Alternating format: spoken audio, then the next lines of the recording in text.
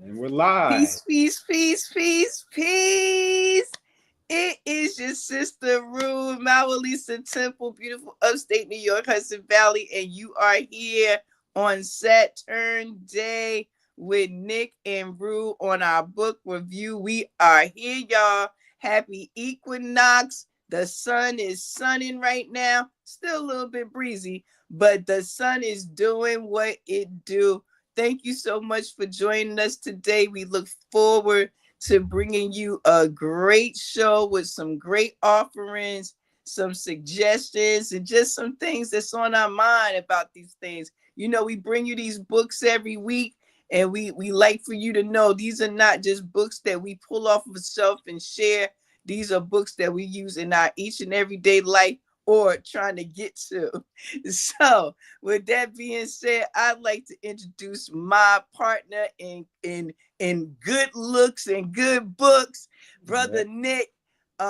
Please let us know how you doing this week. Hey, welcome to UnRead, bro. Yeah, thank you. And I like that right there. Good looks and good books. We might have to listen, put it on a t-shirt.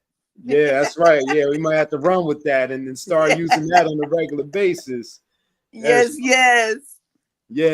But you know, we're living in a interesting time. I mean, I guess both physically and cosmically. I'm feeling the cosmic effects more than anything between it being the new year with this new equinox, and I'm feeling the daylight saving time changes. I'm feeling the Mercury retrograde, the Venus retrograde.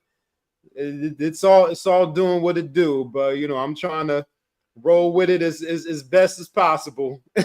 So, listen, that's all we can do. Yeah, but you know, I'm hanging in there. I'm hanging in there. And today, you know, we're on another episode of UnRead where we're back on the master number 22 days, the 22nd. We had our beautiful show with Portia Cooper on February 22nd, a month ago. So we're here on another 22nd of the month. It happens to be a 7 universal day today when we add up the month, day, and the year. And that number 7 universal day is all about spending time in solitude with our thoughts and introspection, and using the law of attraction to get what we want, to attract and not to chase. And we know that number 4 is connected to the odd and the unusual, is connected to that master builder energy with that 22 of building a strong foundation for ourselves and taking our ideas, the intangible ideas, and turning them into something tangible. So it's a very good day for us to really go inward into our thoughts and consider what can we manifest into the physical. What can we manifest into the physical using the law of attraction? But like I said, with all this energy going on between the retrogrades and the seasons changing and the time changing, it's not unusual to feel a little odd and or out of sorts during this time. Absolutely. Yeah. You know, I find that there's so many benefits to this time as well. You know, just what you were saying about the time to be introspective, going in with your thoughts. Using that power manifestation to to have what you see and have what you want, what you truly want. Part of that is being clear about what you want, so that Mercury retrograde and that Venus retrograde kind of puts you in that, what do I really want for my life? How do I want my life to be? And creating such, and having the thoughts and the communication with self and the highest self to be able to, like you said, attract that and not chase it. I'm feeling that heavy body, like just I'm feeling that, my brother, feeling it.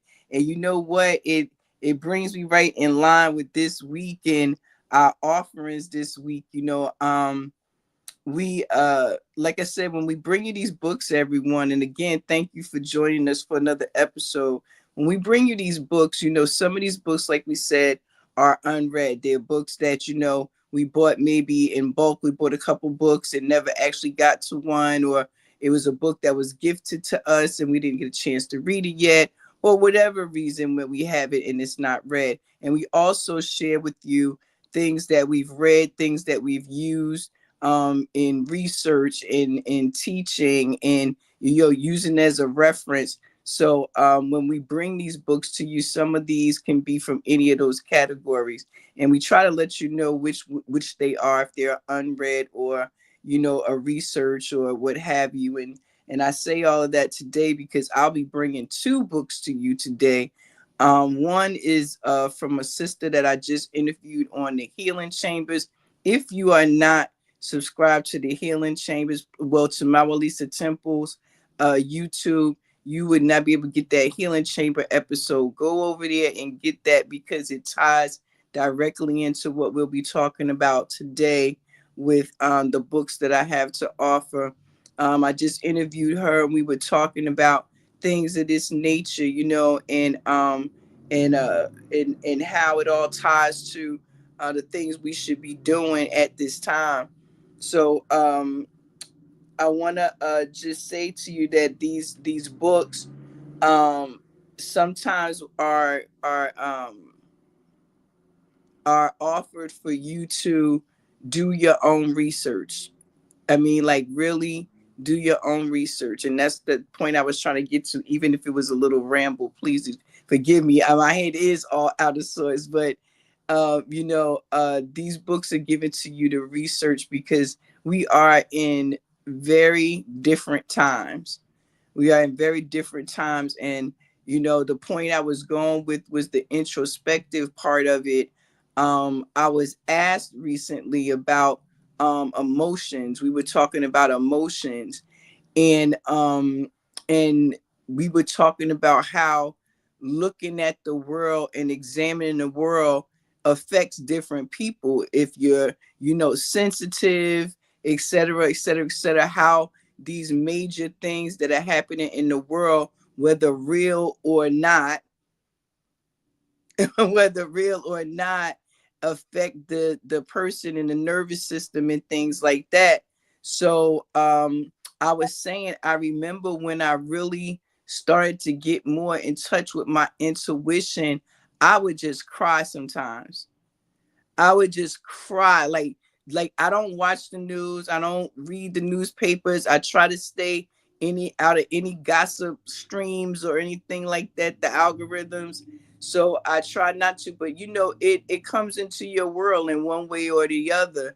And I would hear some of the things that was going on in the world and I would just weep. I would just straight on weep, like just feel away, and I would imagine the world that I would like to see in that same moment. So the energy that we're dealing with right now is the ideal time to do exactly things you said that are going on numerically, but also with the books that I have to offer today. So Nick, I'm going to go ahead because I was all long-winded and get started with the books that I'm bringing. So the Good. book that I am bringing from the Healing Chambers is Sister Colette Muhammad. And this is What is Canning Simplified. This is such a beautiful sister. Let me let you know. Beautiful sister inside and out. She wrote this really, really compact, information filled book on canning. Canning is something that if you are not, well, put it like this, you got a nana, you know about canning. That's what I'm going to say.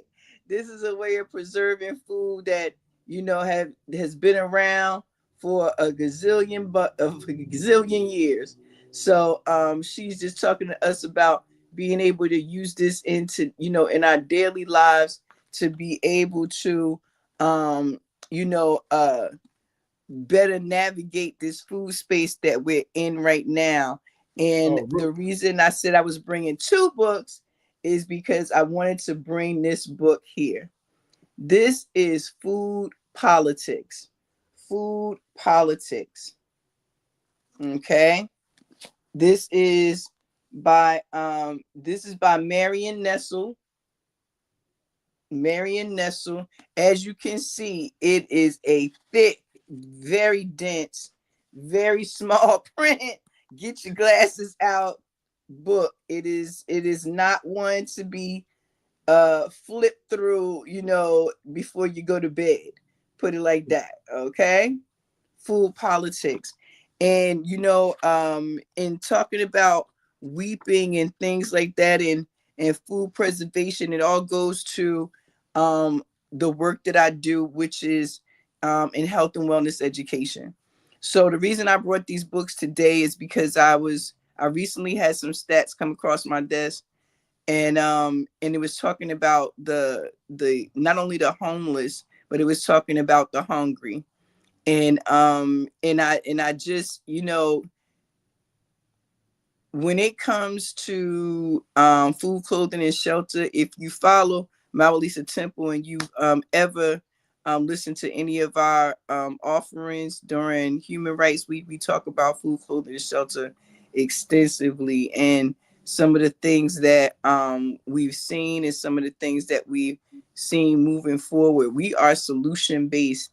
And Nick, you know for yourself that we covered food for, you know, an extensive conversation. One that, again, like I said, we went into looking for solutions, not just lamenting about the problem.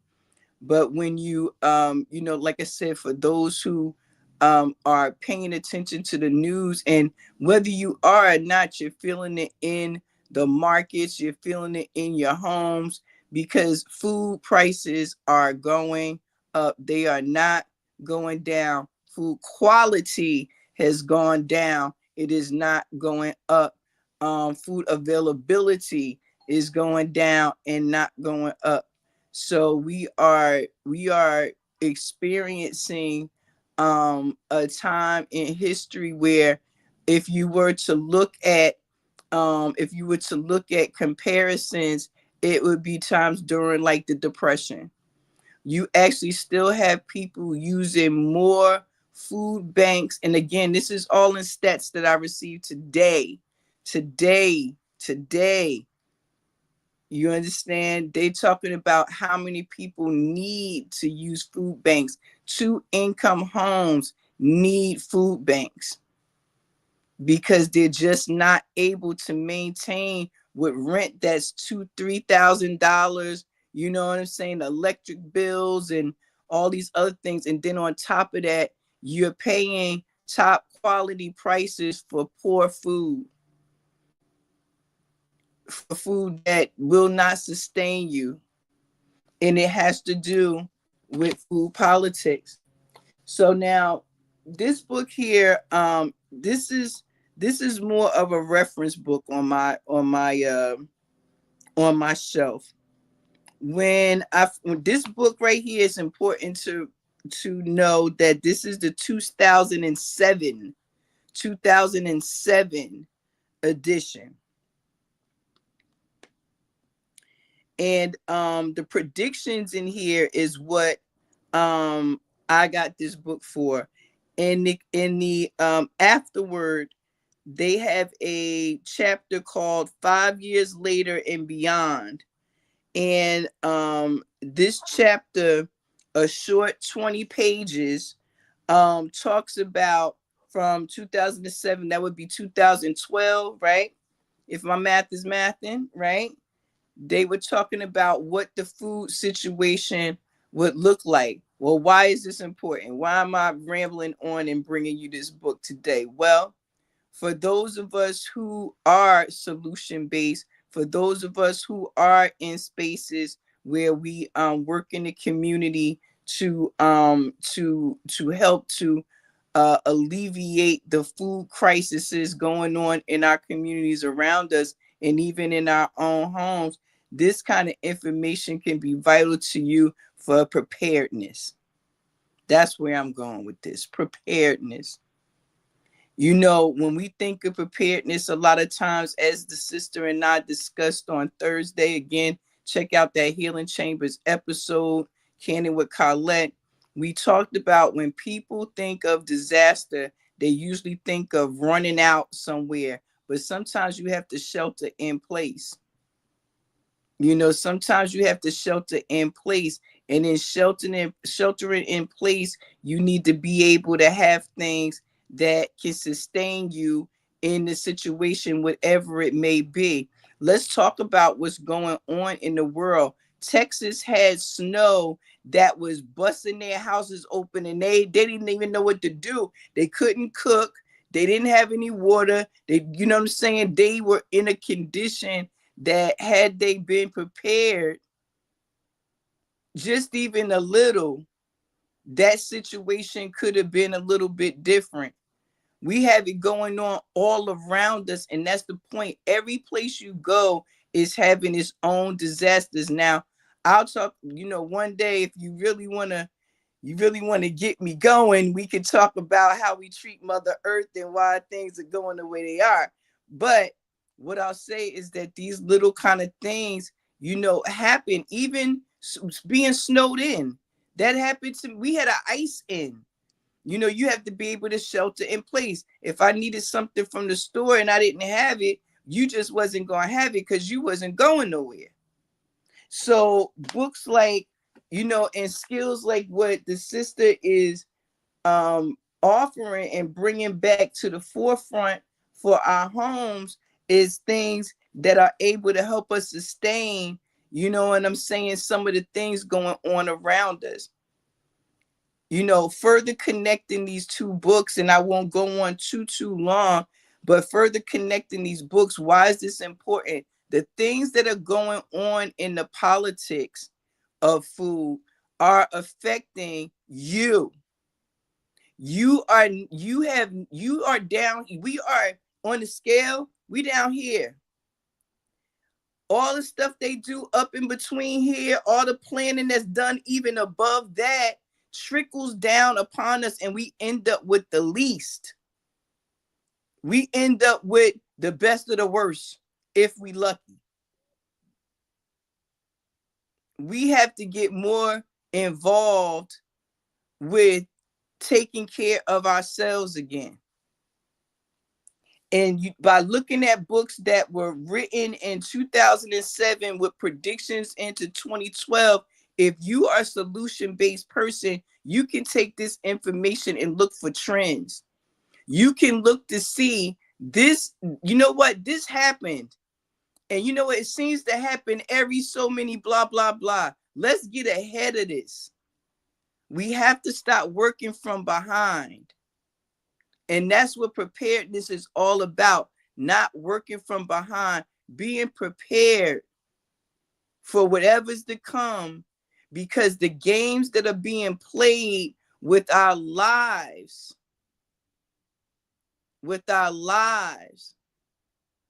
is dependent upon that. I mean, we have to take care of ourselves. We know we have all these people talking about building generational wealth and all of these breaking all the generation. If we do not have food, people, none of that will matter. You can have billions in the bank. If there's no food to buy, if there's no food to eat, there's just not. So getting back into the ag spaces, learning how to preserve seeds, learning how to can things, learning how to, you know, make our own breads and jellies and all of these different things. While they may seem old-fashioned, I'm letting you know it's vital to always keep these skills in your toolbox of this journey. You are responsible for the vessel that you are in. You put garbage in, you get garbage out. how do we prevent this? Is by preparing and making sure that we pay attention to the games that's being played with the things that we have to put in our body. Okay, so my offerings, I know I got a little heady right there. My offerings, Canning with Colette. This what is Canning Simplified? Like I said, all the sisters' information will be available. She offers individual classes. She does virtual classes, cook with me type energy, and she also has the equipment, links for equipment and discounts on some of the different canners and things like that. So y'all know me in these pictures. but she is an amazing sister. She even got a wonderful jelly, a classic strawberry jam recipe in the back. And so y'all know me and my jellies. I love to make jelly every spring. And so that's why I'm offering that to you, letting you know what's going on in the canning world, and introducing some of you to it. And the other book is The Food Politics. Again, more of a research book, more of a book to kind of help you to understand the trends in politics and food and how that affects you, how that affects your community, and how it affects us as a whole. And I dropped the book. You dropped the book. You didn't. You dropped the book. You dropped the book instead of dropping the mic. Yes, drop the book. Just drop the book. Drop the book. Right. Yeah, well, that was definitely a book drop moment. Yes, two beautiful offerings right there, connected. You know, one reinforcing the other, and I wanted to highlight the subtitle to that canning book, because that's going to lead me into my question. I'm not sure if the folks were able to see that on the screen, but the full title, well, the main title is what is Canning Simplified, and the subtitle says How to Preserve Food for the Future in Jars to Last Well Over a Year. You know, so that brings me to my question, because he specifically mentioned jars in that subtitle. So this is kind of a question about the content in the book, and also just Roo, you know, you're familiar with food and working with food and things like that, so you can speak to this as well. But you know, speak to the importance and why the distinction between storing food in jars, meaning like glass jars, versus aluminum cans, like when you go to the grocery store and you buy non-perishable food in aluminum cans. So let's talk about that. Oh yeah. Well, I mean, the obvious and short answer, and I am no scientist when it comes to these materials and things like that. But as I was taught, and again, many of us were taught these skills and these things from our grandparents. I was fortunate enough to have a mom that if she saw a bent can, she went into overdrive. So from my knowledge of what the difference is that, the insides of cans are treated and coated with things that help in the preservation of said food that's put inside of it. And so, these things begin to break down after a time. And even like what my mother would say, when the can is bent, now you have this possibility of, whatever was coated becoming uncoated in the space where the can is bent and no longer in its original form, i.e. being able to coat properly the inside. With glass, you are working with a substance, you're working with something, one, you can see through, two, you clean your cells, you can sanitize, and because the things that you're putting into the jar is safer because there's no additives, no preservatives, only what you put inside.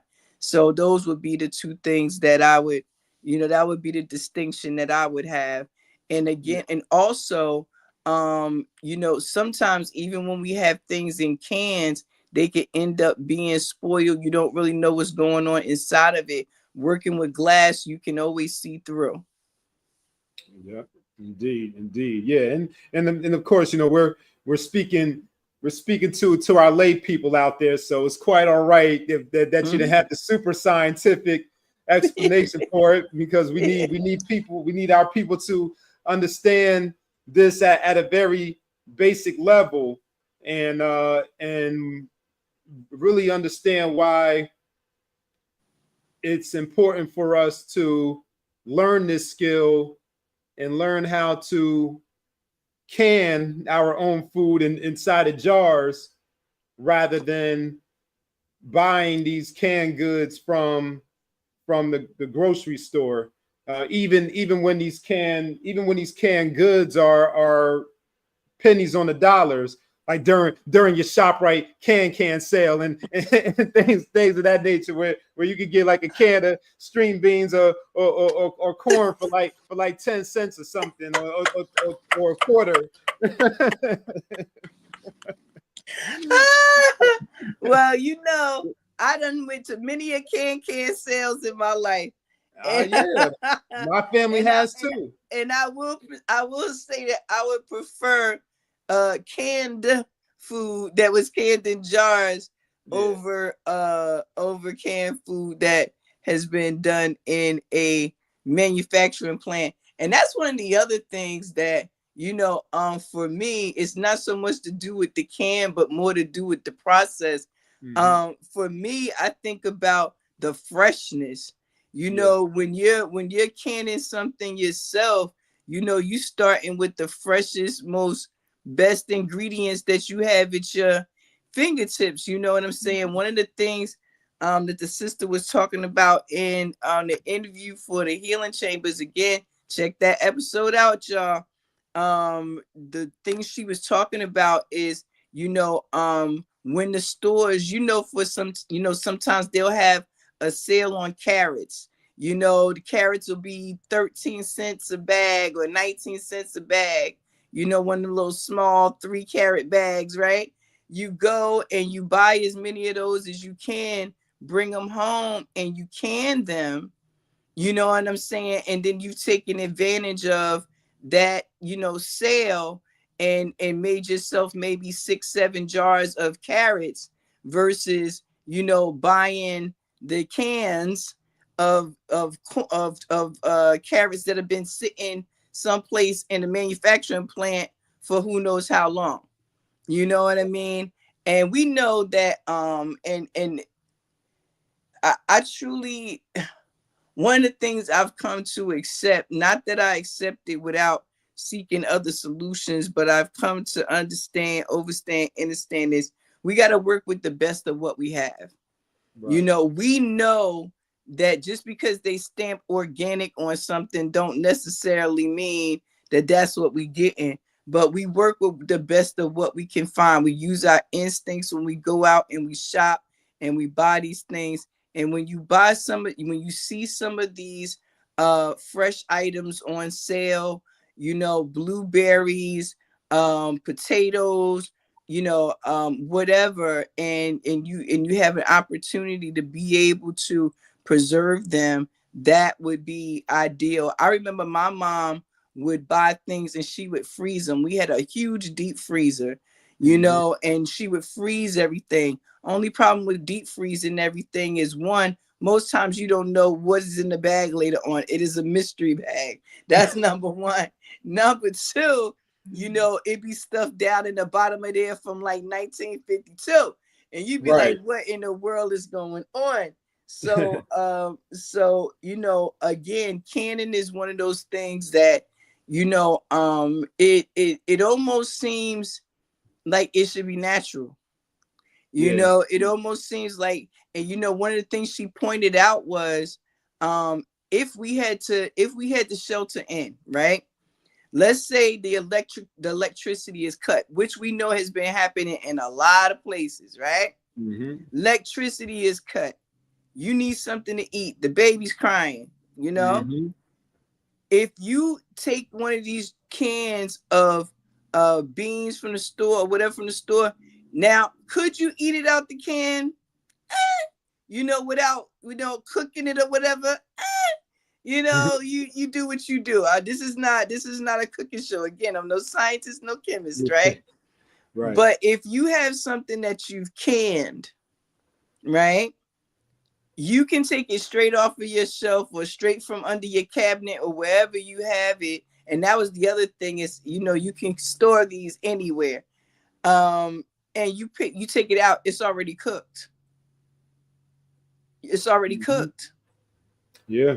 You know, and she was talking about how people, you know, they talk about having a reserve of food, like, you know, oh, I got bags of beans, I got bags of rice. What you gonna cook it on? Right. And beans take a long time to cook. Yes, they do.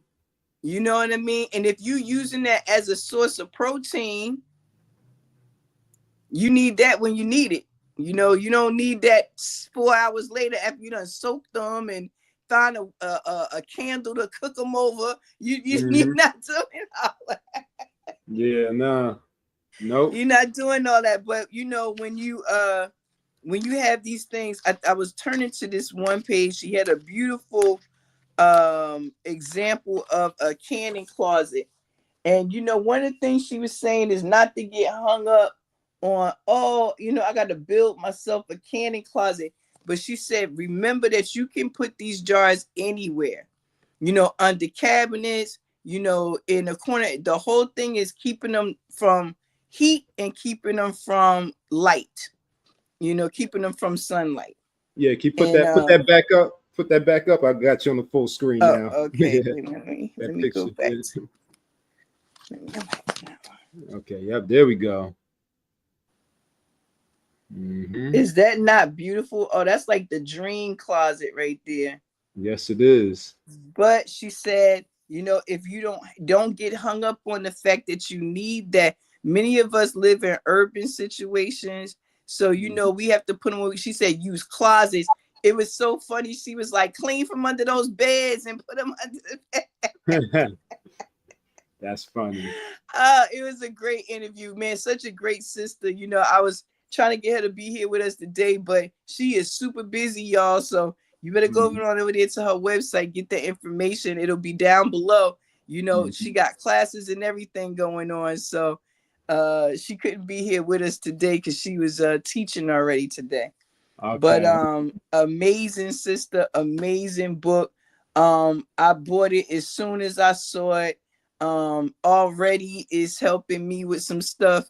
You know, one of the things I realized, and you know, your equipment is everything, you know, outside of having the right food, having the right equipment. So this book, you know, very simple book, very thin book, but gives some great information on choosing equipment, you know, choosing, you know, not only the canning machines themselves or the canning pots themselves, but the type of jars you use and everything. So great offering from a great sister, Sister Colette Muhammad.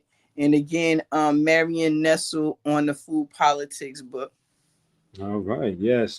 And I'm glad that you mentioned the food manufacturing plants and what that process might entail and how long the food goes through that process, because I'm assuming that people are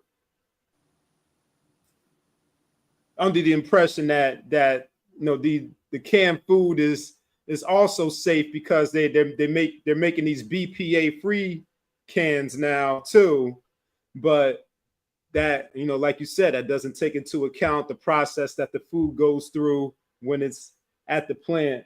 So yeah, I'm glad that you mentioned that as well, because I was going to mention that in either a follow-up statement or a follow-up question. But yes, absolutely, two beautiful offerings that that we really need, and really need to apply. So it's better to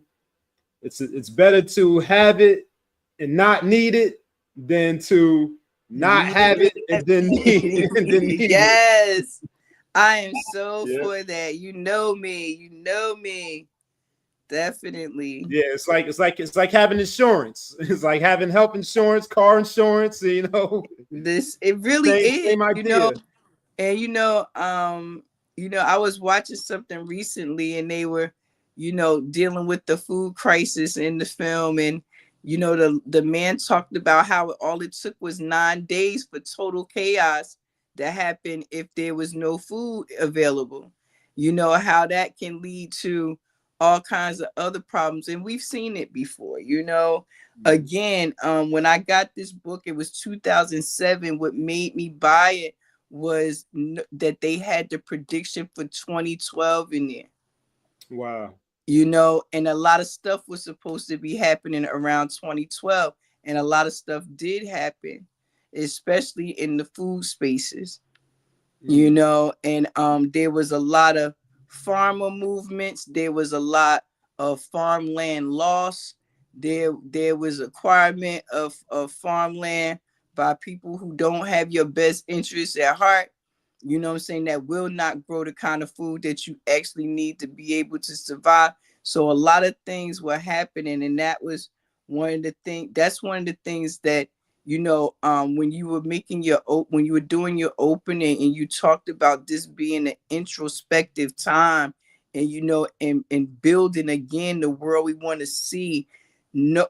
Having research to know these are the things that are coming. They let you know it's coming. Mm-hmm. You know what I'm saying? Know that it's going to trickle down on you. It is going to. Or if not trickle down, creep up. How about that? You know what I'm saying? Right. So being able to use these kind of books to say, you know what? All right, they wrote this in 2007. They had a prediction for 2012. Do you notice that a new book has come where they had other predictions? I got predictions right now, saying into 2030, 2035, the food situation. And they're only able to do these things because of the simple fact they see people not paying attention.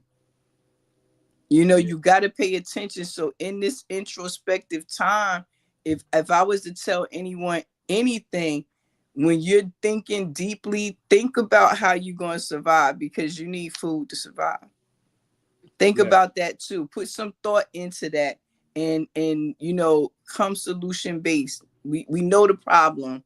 What are our solutions? Yep. Absolutely. Very true. Yep. And that, and that's it. If it's not that, then it probably doesn't need to be said. Hey. Yeah. Mm-hmm. So Nick, I know I got a little heady in there, and maybe even a little bit preachy, because me and my soapbox. But but what offering do you have for us this week? Come on, what do you got? Did we stay on brand and kind of stay connected, or are we off this week? I mean, it could be either or both. I didn't know how deeply we're gonna go into the canning and the food. So I didn't I had one in mind that I might pull off the shelf.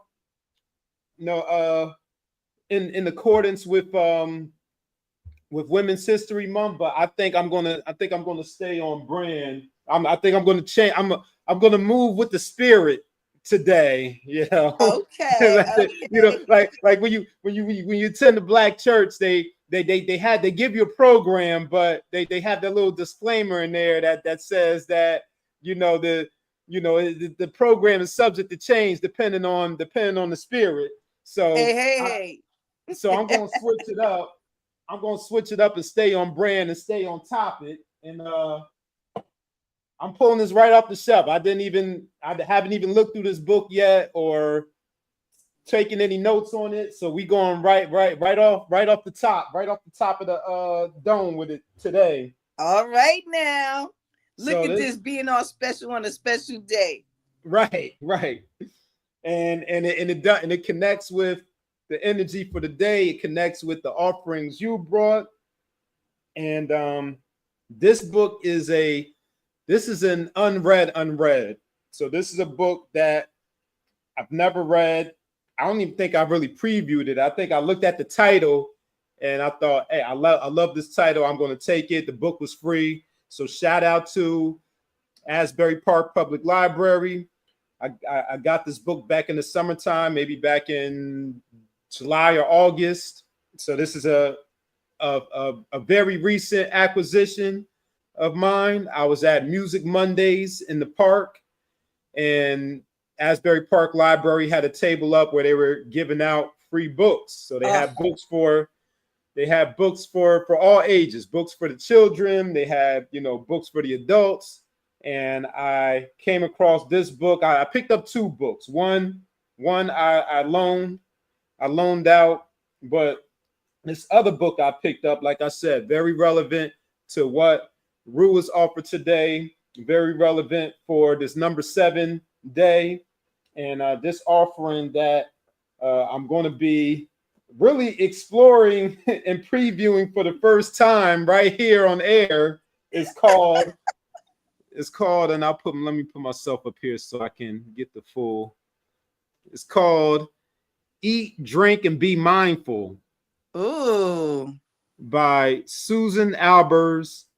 I don't know what that means. I guess she's a doctor of psychology, maybe. I guess that's what that means. Psy.D. Yes, Dr. Psychology. Dr. Psychology, yes. Main title is Eat, Drink, and Be Mindful. Subtitle is How to End Your Struggle with Mindless Eating and Start Savoring Food with Intention and Joy. Ooh. Yes. Let me take this back down. Take the solo layout back down. Okay. And I'll go ahead and read the blurb on the back. And at the top, it says a whole new way to enjoy food. So in the rush of everyday life, most people have difficulty finding ways to give their relationship with food the full attention it deserves. Demanding diets saddle you with guilt about your appetite, but overeating and mindless snacking prove ultimately unsatisfying as well. Mindful eating is a whole new way of looking at food. Instead of rushing through meals, mindful eating emphasizes slowing down and savoring what you eat. This workbook by the author of Eating Mindfully includes mindfulness tips, activities, and checklists to help you start a mindful eating program, evaluate your progress, and discover a healthier and richer relationship with food. And some of these topics included in here includes becoming aware of hunger cues, making wise food choices, and ending emotional eating, being in the moment at mealtime, and practicing self-acceptance and compassion. If we take a look at the chapters in here, and this is a workbook, so it's interactive. So we have an introduction with 11 chapters. The introduction covering the benefits of mindful eating and who's this workbook for and how to use the workbook. And it's a workbook for both practitioners, lay people, and also for professionals. So they have some information in here for professionals about how they can use this book to help others or to help their clients. Chapter 1 covers what is a mindful state of mind. So it goes into the psychological aspects just goes into the psychology, goes into the mind, but there's also some information in the section in here making the connection between mindfulness and eating issues. And then chapter 2 is called What is Mindful Eating? And it gives you the steps towards mindful eating using the mind and the mouth and the skills that one needs to master in order to become a mindful eater, and what happens, or what it looks like, or what to do once you're cured of your eating issues, your mindful eating issues. Chapter 3 is a mindful eating self-assessment, and it includes the stages to become ready for mindful eating, the pros and cons of becoming a mindful eater, types of mindful meals, overeating and undereating habits, a mindful eating contract, stepping away from the numbers as far as what the scale says, with your weight, and weight loss goals. And then chapter 4 goes into awareness, and just being aware of mindful eating. Chapter 5 is called observation, and it goes into mindful observation and observing your body, and observing your mood and your emotions. In chapter 6, being in the moment, and being in the moment in terms of when you're eating and drinking and consuming. To oftentimes and I'm just looking at the preview of the chapters in the subsection within the chapters, but it has some subtopics, including turning off autopilot and stop multitasking. How a lot of us like to eat and do other things while we're eating. Eat and work, right? Eat and work, or eat and watch TV, and things of that nature. A mindful environment for chapter 7. What is a mindful eating environment, and how where you eat, like the location, the physical location plays a role in that, and being mindful when you're shopping for food, grocery shopping. It also has a section in here about the media and the speech, and how we talk about food, and we talk about eating. Chapter 8 is called non-judgment, about us not judging ourselves and our thoughts, and not self-sabotaging ourselves. Chapter 9 is letting go of the desire for more food, letting go of control, and how to seek support. Chapter 10 is called acceptance. The definition of acceptance in mindless eating, body acceptance, self-image, and state of mind. And it ends off with the last chapter, mindful eating review, which discusses a summary of the mindful eating principles and how to prevent yourself from relapsing into mindless eating. And then there's also some online resources, some mindfulness websites, some mindful breathing exercises, and nutrition websites, and eating issue websites. Then, of course, there are the references. There are the references at the end with all of Dr. Albers' research. So a little bit of information about Dr. Albers, and then I'll land my plane on this offering. She is a licensed clinical psychologist who specializes in eating issues, weight loss, body image concerns, and mindfulness. She is the author of Eating Mindfully and Mindful Eating 101. Her work has been quoted in the Oprah Magazine, Family Circle, and the Wall Street Journal. And this book was published, let me get the publication date. This book was published in 2008. So just like your offering, and it's come around the same time. So again, this book that I brought to this episode 23 is Eat, Drink, and Be Mindful by Dr. Susan Albers. Okay, yeah, I froze up a little bit. Okay, there we go. Yes. All right. And that is my offering. Okay. First of all, great offering. And second of all, shout out to the libraries that be giving up the free bucks. You know, we love them. Keep doing it, y'all. What a great find. You know, I found so many great books over the years at those little giveaways, man. It's just phenomenal. And that the book seems in great condition too. Let me just say that for a book that you got, that was being given away. But sounds like a really great offering.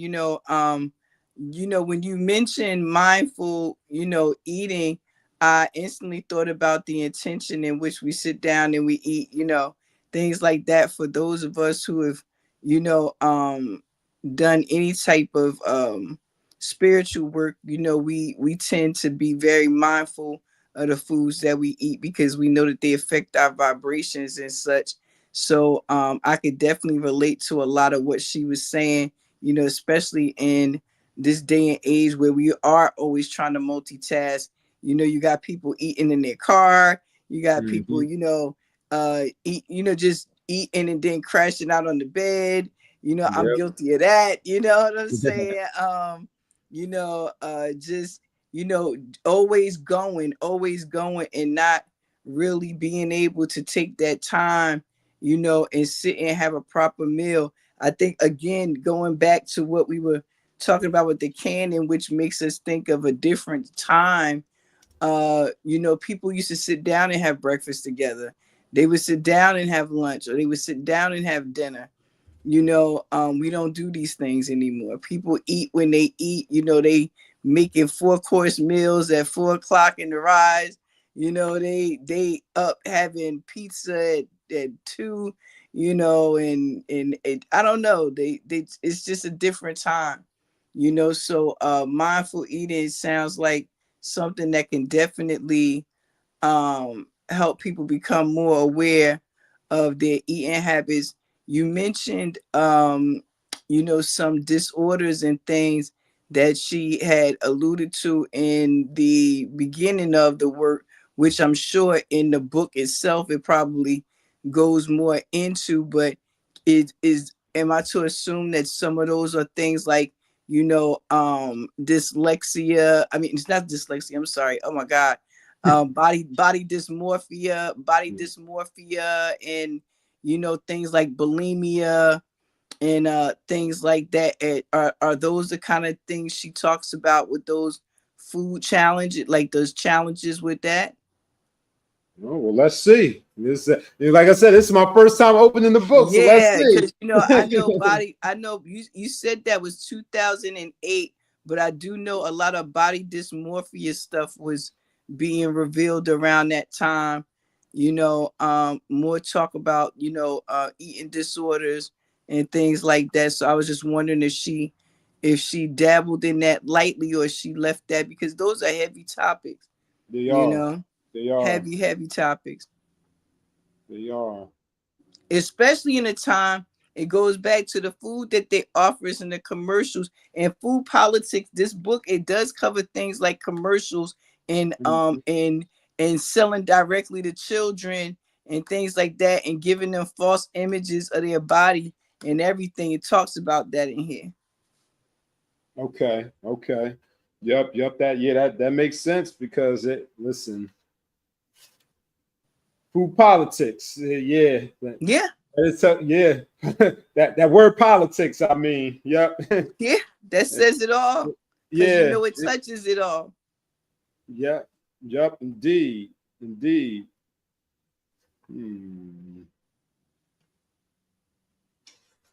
Let's see. What chapter would that be? Okay.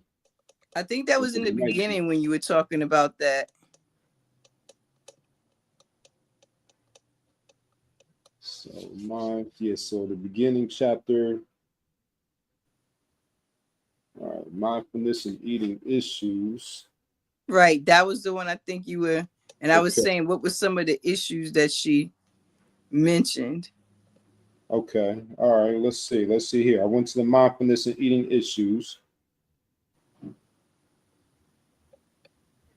All right. So it says eating disorder therapists were curious about whether mindfulness could be a helpful component of eating disorder treatments. And then she cites some of those therapists and some of those researchers here. Could mindful eating really help people overcome eating problems, which are among the most difficult psychological issues out there? They found that it did. A number of well-known therapies that have mindfulness as a main element or component are used to help people recover from eating issues.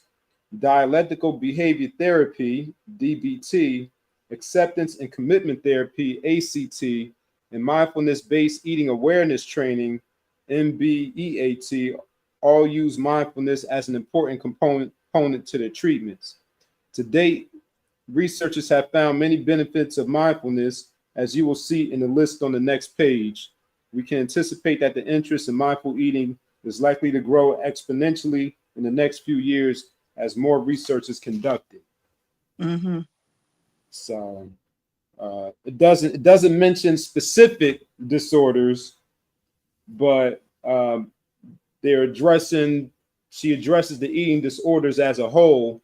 As a whole, okay. Yeah. No, yeah. that's what I was wondering. I was wondering if she got into the more technical side of it or left it more on the side of the layman. And I would think she would leave it more on the side of the layman because Yes, there's a lot of technicality that goes into that, body chemistry, brain chemistry, all kinds right. of things like that have been found to be linked to how we think about food outside of the outside influences from commercials and food biases and all these different things like that. So Right. yeah, that's right. interesting. Right. And it seems that of course all eating disorders aren't the same, but it seems that the common thread across all the eating disorders is the mindfulness piece, and that regardless of what eating disorder one may be suffering from or experiencing, tapping into the mindfulness is one of those foundational aspects of the treatment that will help heal a person from their disorder. That's what it's sounding like, right? From what I looked at so far in here. Yeah, even if not heal, at least start the journey because right. Everything begins in the mind. The mind is the builder. So being more mindful about why you think the way you do about your body or the way you do about food, etc. Even just doing that part of it and exploring your connection to food, your thoughts about food, etc. would definitely help. And I know for myself that a lot of people who begin a journey after working with different food disorders, they like the fact to be able to work with making their own food and having control, because you talked about that control aspect of it, having control over the things that they eat. So something like canning, something like raw food, something like that is something that they would be interested in because they know exactly what's in it and they control the amounts, they control a lot more. So it still gives them this feeling of control, but also forces them to be mindful about what it is they're doing. So I love that. And I love the connection between those two. Yes. Yes. Likewise. And I was just thinking about something, but I think, but I think I lost it. I was thinking, I was getting ready to say something, like while you were talking, and then I'm like, I listen, it happens. We are not here to be professional reporters. Now, while outside of you went to school for some things that are connected to media, advertising, and all kinds of stuff like that. I have nothing to do with that world. I am not a professional, y'all. I am just here sharing. You know, I tell people like this, if it was up to me, I probably wouldn't have my face on the camera. It would just be me talking. You know, but you know, this is the world we live in. So I'm glad to be here with you. I'm honored to be here with you and interact, you know, letting y'all know I'm a real person. But we are not here to be professional. So hey, sometimes you forget. I know life be life, and you know, my mind be like, you know. Right. So, ain't that the truth? My mind be like, especially when you just trying to bring so much information in a short amount of time, sometimes about subjects that are not our first, you know, not our first area of expertise or area of expertise at all. You know, I'm no expert in food politics. I like to eat, yo. I like to eat and I like good food, man. I like to eat. I like good food. I like to be able to have access to fresh food. Food politics affects all of that for me. You know what I'm saying? So this is personal. This is personal. You know, I raise children. I have grandchildren. I want good food for them. Food politics affects all of this. You know what I'm saying? Because I have, you know, and, you know, when you have grandchildren, when you have children, period, they're affected by these body image ideas that are out there. You know what I'm saying? They are very affected. You know, we are in a different time right now where I don't even know what's going on with body image, you know, body shaming, all these different other things they got going on. But again, this even is controlled by food politics because that's the media of food politics. The things they put out there they be like, eat this, don't eat that. That's one of the first chapters in here when it talks about the eat this, don't eat that kind of campaigns that they do. You know, it says chapter 1, eat more to eat less. And they did that between 1900 and 1990. And then they went and they changed the food pyramid between 91 and 92. Now, mind you, think about all the people who was following the food pyramid before then. And then in 91, they was like, you know what? We was wrong. Here, eat this instead. Well, you know, you understand what I'm saying? This messes with people's mind. It does. You know, it says exploiting kids and corrupting schools, starting early, underage consumers, pushing soft drinks, pouring rights. And then they talk about deregulation of dietary supplements and all these different things. Anything that can help you, they are going to try to regulate, and they're going to give you, like I said, the best of whatever worst they got going on sometimes. And we have to know how to navigate this space. Nobody tells us it. This is like the most amazing adventure ever. Life is an amazing adventure because you just realize it is all kinds of things going on all around us, and you gotta be able to pull and create, like you said, the world you want to see for yourself. Because if you let somebody else build it, you are in a world of hurt. Yes, you are. You'll be severely disappointed. You are in a world of hurt if you worried about what people think and people's idea of you and all these things like that. That's how a lot of those body issues start. I was a teenage girl. I remember being a teenage girl, body going through all kinds of changes.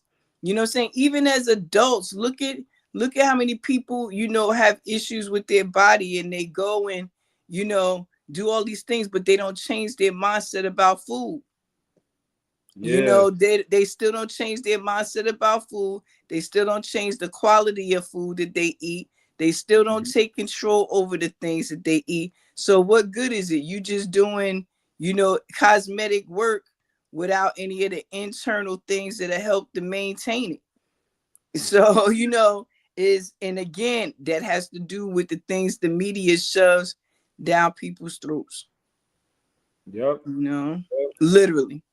Yeah. Yep. You know? Yeah. More ways than one. Literally More and ways than one. yeah. You know, actually, that's what I should be saying. Yeah. Actually, Right. but but yeah, those are my offerings this week, bro. And you know, like I said, I didn't even really plan on getting this heavy with this, man, because the interview with the sister in the healing chambers, and y'all better go check that one out, was so light and airy. And then I don't know, it was the food politics part that really takes that me might have did it. someplace, man. That really takes me someplace because they even talk about lobbying and all that kind of stuff in there. And Yep. for those who are not familiar, again, this is why I offered this one as a reference book. You have to know what's going on so you know how to come up with a solution. Right. You know, you have to know what's being done already. You know what I mean? So that subject, it takes me a little deep because like I said, this is personal. This is personal. You know, I consider myself a farmer. I'm up here in farmland. You know, I consider myself a farmer.